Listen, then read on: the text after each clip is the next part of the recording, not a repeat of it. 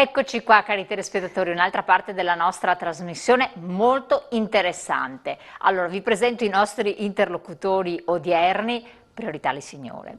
Allora, mi è piacere di avere qui con noi professoressa Sofia Pavanello, ben ritrovata, Medicina del Lavoro, Bioaging Lab, Università degli Studi di Padova. Grazie di essere qui con noi, quindi grande esperta, certo di medicina del lavoro, quindi ci spiegherà anche di cosa si tratta, ma soprattutto di invecchiamento attivo, delle strategie per cercare di andare avanti negli anni nel modo migliore possibile, anche quando il lavoro termina e si va in pensione, perché questo è fondamentale. E anche delle ricerche che sono state condotte a capo di questo gruppo di studio proprio la dottoressa nell'ambito dell'Università degli Studi di Padova, quindi cose molto importanti.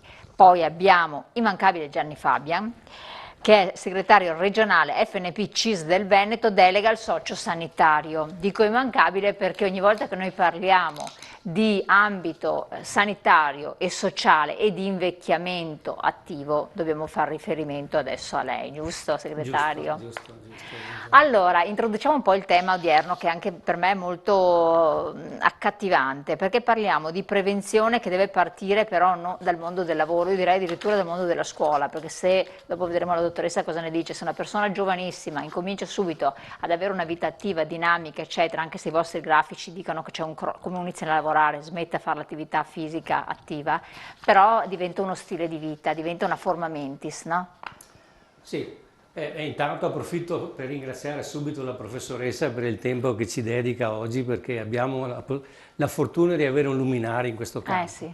Invecchiamento attivo, come diceva giustamente, sta diventando una parte predominante della nostra esistenza, nel senso che per fortuna viviamo più a lungo e quindi vivendo di più abbiamo questo aspetto con cui dobbiamo confrontarci. Allora parte tutto dai banchi di scuola, però poi la cosa diventa importante e predominante sicuramente nei luoghi di lavoro. Nei luoghi di lavoro dove con questi temi ci si è cominciati a confrontare con una certa consistenza e anche prendendosi questi temi a carico da metà degli anni 50, con le prime norme che regolamentavano le leggi sulla sicurezza sui luoghi di lavoro anche in termini di prevenzione. Poi c'è stata una legge che è stata fondamentale, io credo, per il nostro ordinamento, che è stata la 626 del 94, con cui il lavoratore veniva messo al centro e anche lui doveva prendersi carico e cura della propria salute, quindi era un attore che partecipava di diritto su questo tema. E lì si è cominciata a fare prevenzione anche sui luoghi di lavoro, con tutta una serie di presidi che si sono stati introdotti nelle fabbriche, nei mondi di lavoro. Penso solo, io ho lavorato in sanità, se penso ai sistemi di ausilio per spostare i pazienti che abbiamo introdotto negli ultimi 25-30 anni, che prima non c'erano, quante schiene sono andate dall'ortopedico, e invece adesso con questi sistemi fortunatamente abbiamo la possibilità di evitare avendo delle posture corrette.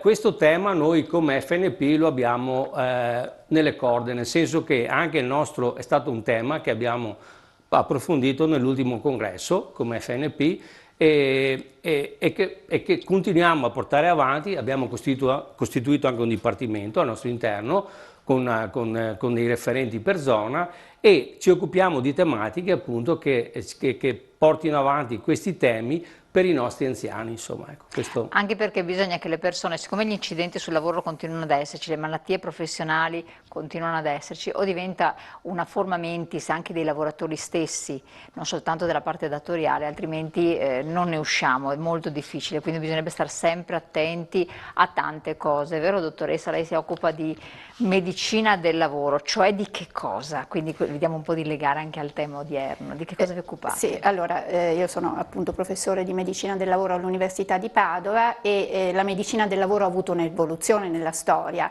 partendo dal veramente lo studio delle malattie professionali, ma poi quello che è diventato adesso è diventata esclusivamente prevenzione, e questo secondo me è proprio un successo della medicina del lavoro, che già dal suo fondatore, che è Bernardino Ramazzini, nel fine del Settecento, lui già aveva dato delle indicazioni, non solo come proteggere i lavoratori, quali potevano essere i fattori di rischio, ma anche suggeriva delle modalità affinché i lavoratori lavorassero bene e anche stessero bene in salute. Quindi diciamo che la medicina del lavoro è fondata proprio sulla prevenzione, soprattutto poi adesso, e adesso è anche sulla promozione della salute, perché le malattie professionali via via sono scomparse. Adesso alcune particolari tipi di pneumoconiosi, quindi malattie anche legate a respirare particolari tipi di polveri, eccetera, eccetera, via via sono scomparse grazie comunque all'intervento proprio dei sistemi di prevenzione. Prevenzione che è un mondo molto ampio, la prevenzione che passa attraverso anche proteggere i lavoratori, proteggerli anche attraverso che cosa? Le vaccinazioni. Vogliamo dire che sono state proprio le vaccinazioni che hanno cambiato totalmente anche la nostra società, i lavoratori, ma anche la nostra società, e anche diciamo che se noi per esempio adesso, forse anche quello che vorrei dire un successo della prevenzione è anche l'invecchiamento della popolazione. Cosa possiamo dire? L'invecchiamento della popolazione è un successo della prevenzione, la prevenzione che ha agito su più fronti sulla salute, dalla cura alla prevenzione.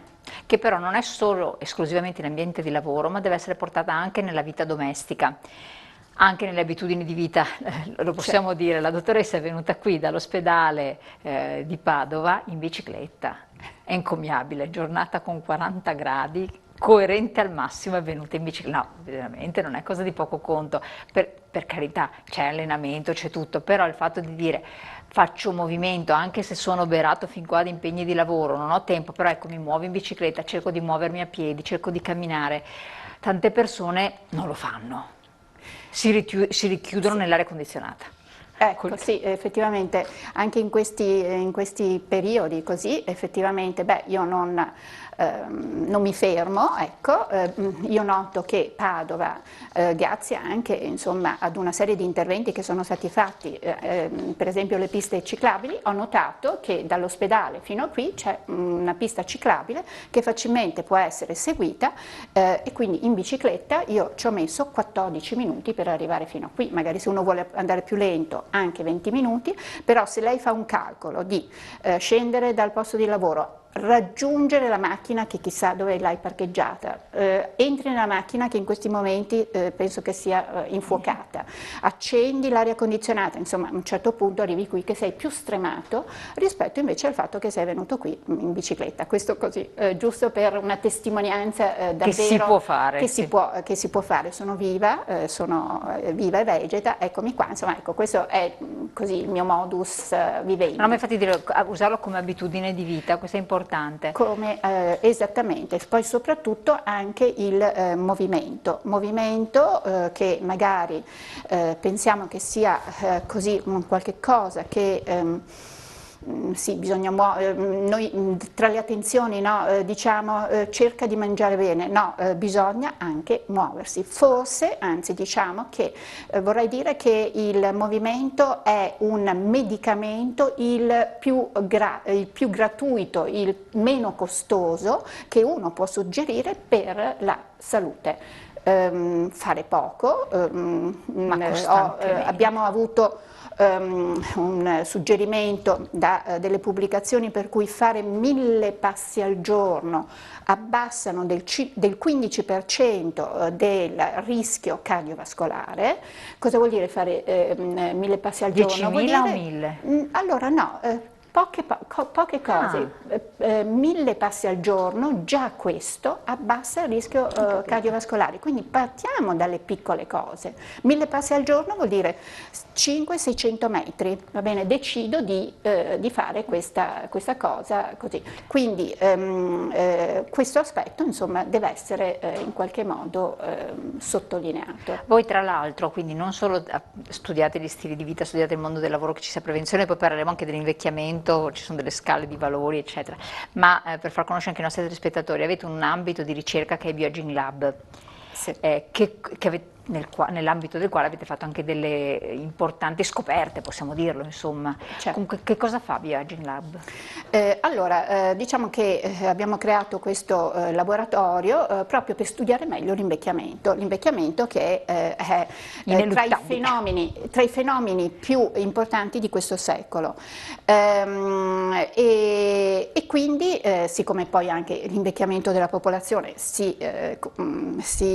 catapulta anche nell'ambito della forza lavoro, e quindi eccoci qua. Che cosa studiamo noi? Quali sono stati gli obiettivi?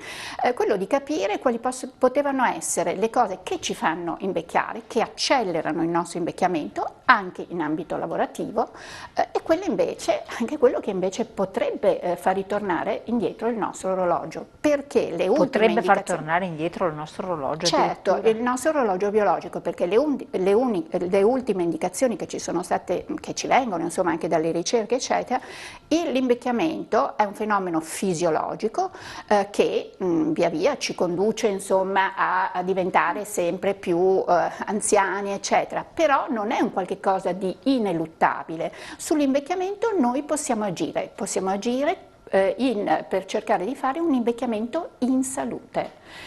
In salute, che è l'invecchiamento attivo, che è quello che ci dice anche l'OMS, invecchiamo in salute, che è quello che gli anglosassoni dicono che vincono in due, un double win, win-win, vincono in due, chi vince? Il paziente, l'anziano che in qualche modo rallenta il proprio invecchiamento, dall'altro invece la società e anche il sistema sanitario che non è così pesantemente coinvolto in tutto quello che è in relazione ad un invecchiamento non in salute, perché un invecchiamento non in salute cosa comporta? Comporta un aumento delle patologie cronico-degenerative, primis fattori o comunque malattie cardiovascolari, tumori, malattie neurodegenerative. E queste sono un po' queste sono la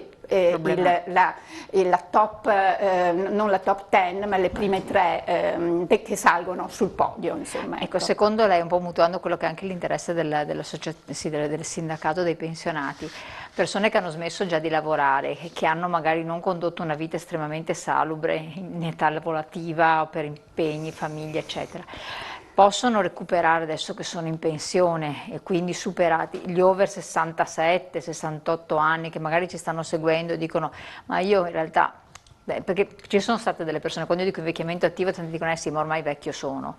Lei sta dicendo si può anche recuperare, quindi rifacendosi un po' il discorso invecchiare bene, l'over 67-68 anni può fare qualcosa per migliorare la sua situazione?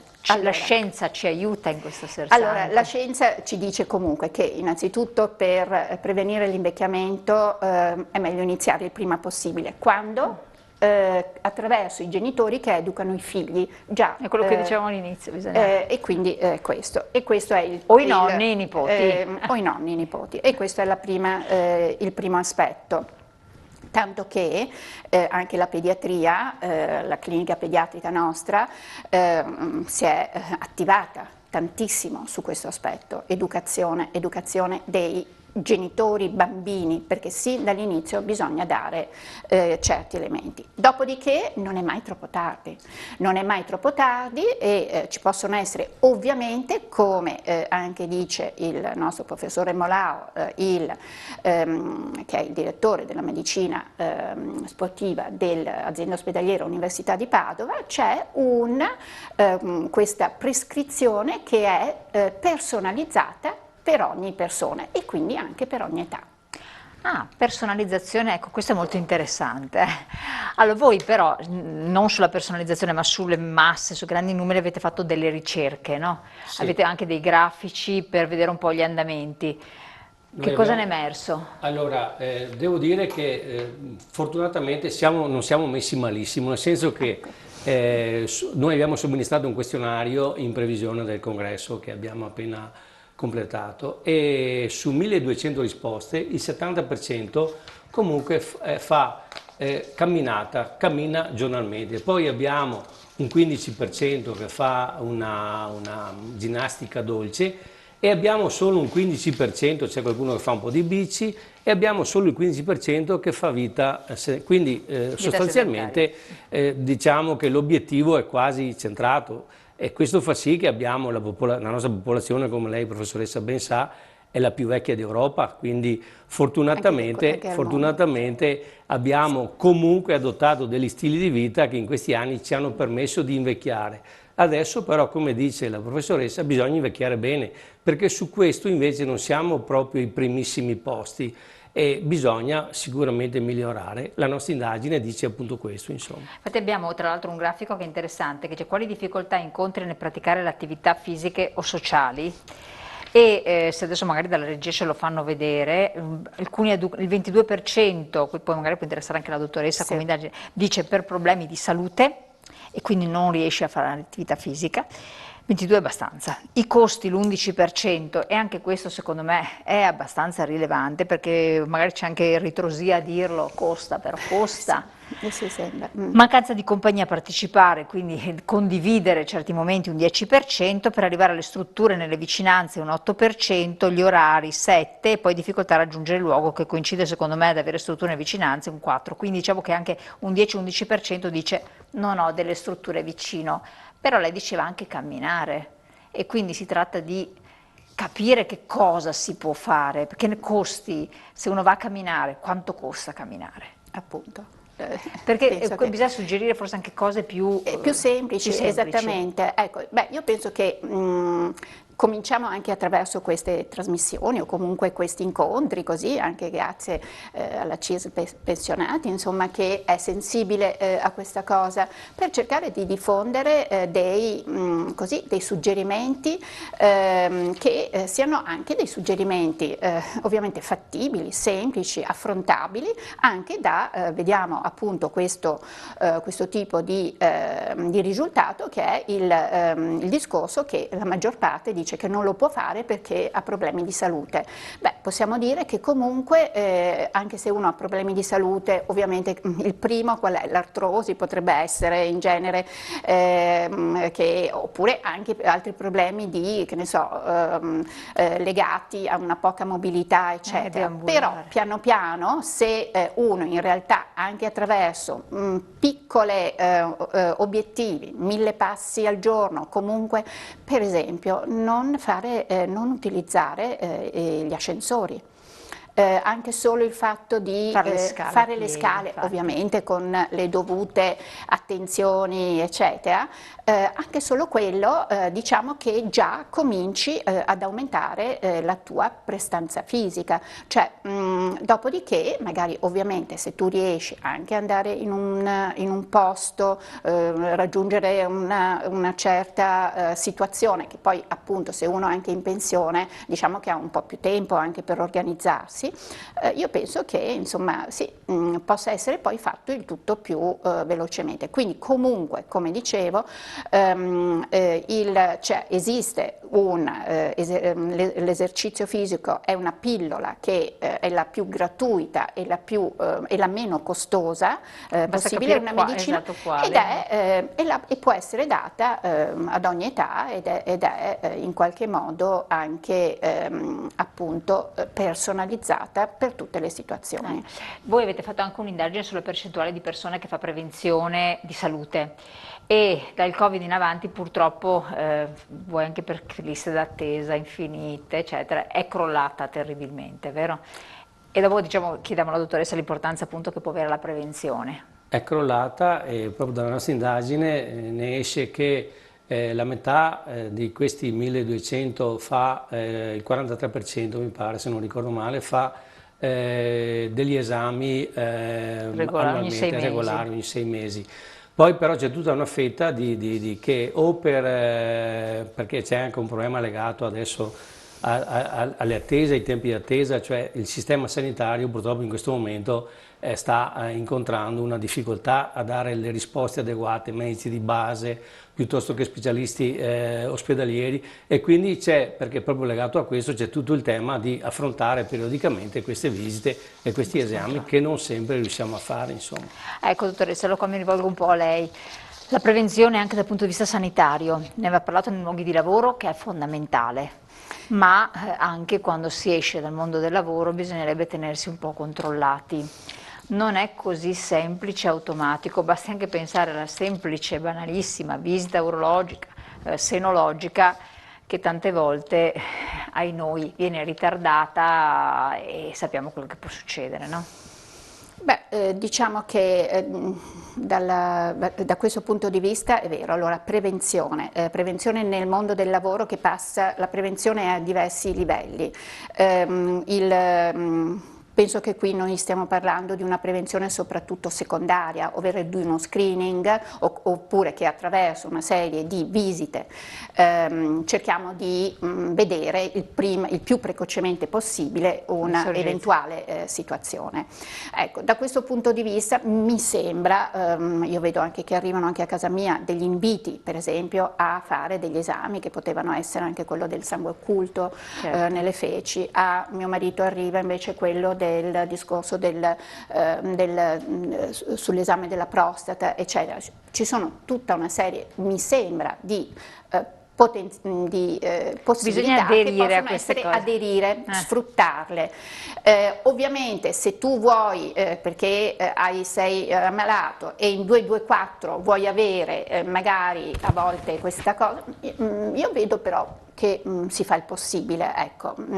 Soprattutto mi sembra anche qui nel Veneto, insomma, io ho avuto anche l'esperienza, va bene, di mia suocera, 80 anni, insomma, anche lei ha avuto dei problemi di salute, però ho visto che in poco tempo noi siamo stati, cioè la risoluzione nel giro di 3 mesi c'è stata, senza che io abbia fatto nessun intervento particolare, cioè ci sono state delle risposte concrete. Possono esserci magari a volte magari la non conoscenza di certi iter, di certi numeri di telefono, magari di forse magari dove posso andare, no? A chiedere, ecco, forse magari da questo punto di vista diffondere meglio la presenza di questi centri, magari questo potrebbe essere, però ecco, il fatto appunto che ci siano liste d'attesa così può essere, però insomma mi sembra che che le cose poi vengano risolte, insomma, ecco. Volevo chiederle, deve dire qualcosa? No, solo un inciso. Sì. No, ha ragione, cioè, ecco. nel momento in cui c'è un problema, la presa in carico fortunatamente in questa regione c'è. Ecco. Io mi riferivo ai visite di controllo, alla prevenzione secondaria, come diceva lei prima, professoressa, che comunque ci aiuta ad agire in tempo in qualche patologia. Però sul primo aspetto assolutamente, fortunatamente, proprio i dati recenti sulle richieste U e sulle B, fortunatamente e grazie anche al nostro impegno quotidiano siamo in linea. Insomma, è vero, c'è forse un po' anche apprensione da parte delle persone, quindi quando c'è un piccolo disturbo siamo abituati che immediatamente bisogna trovare la soluzione. Abbiamo parlato di movimento, di attività, però voi come area vi occupate anche in parte dello stile di vita, che vuol dire anche alimentazione, vero? Sì. Che è importante, che tante volte non è vero, se ne parla sempre, però fa parte dell'invecchiamento attivo, positivo e in salute.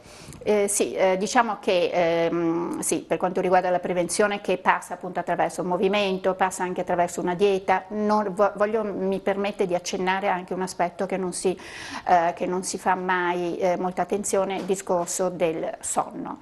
Di un buon sonno. Che ci sta tantissimo. Di un buon sonno, questo. Anche per le persone anziane. Questo per le persone anziane, questo secondo me è un problema. E purtroppo di solito non va di pari passo. purtroppo, però anche l'età qui, col sonno non va, è inversamente proporzionale. Esattamente, E ma fa bene anche qui, dormire.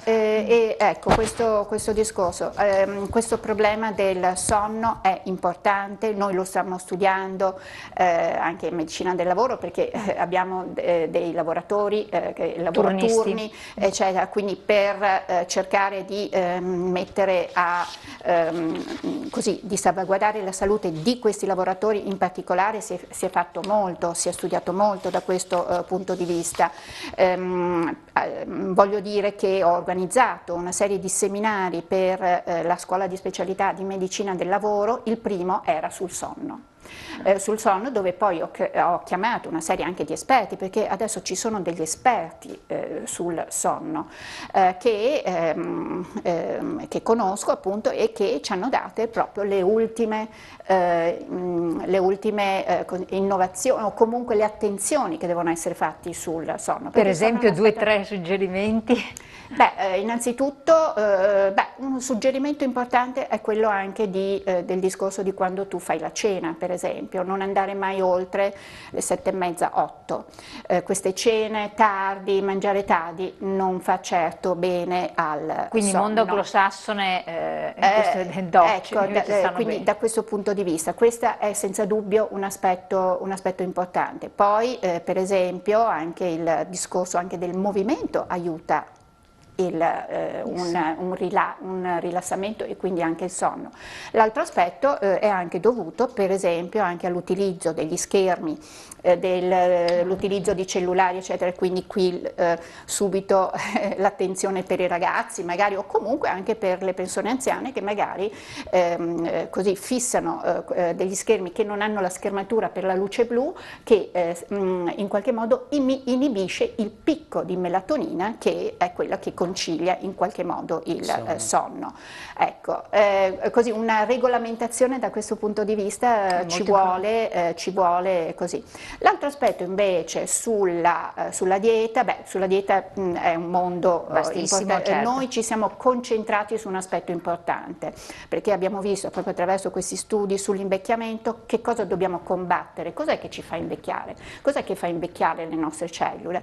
È lo stress ossidativo e il conseguente stato infiammatorio, ma non un'infiammazione che è quella che abbiamo per i dolori, è un piccolo stato infiammatorio che viene detto inflammaging, per cui è una specie di fuoco lentissimo che aumenta via via con l'età e che in qualche modo mette a repentaglio tutti i nostri tessuti. Quindi se pensiamo a questo meccanismo, allora diciamo per cercare di abbassare questo fuoco lento, abbassare questi radicali liberi che vengono a formarsi, che cosa dobbiamo fare?